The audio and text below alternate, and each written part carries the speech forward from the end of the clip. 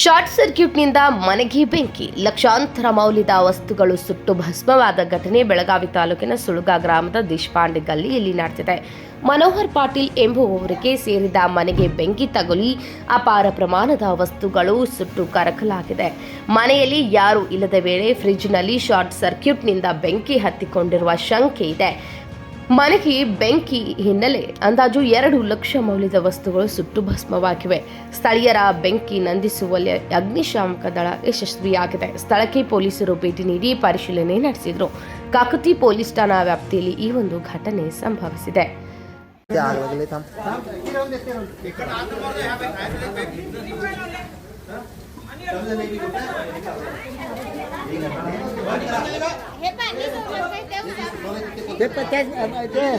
Rajashekhar Hiremath, KMM news, Belagavi.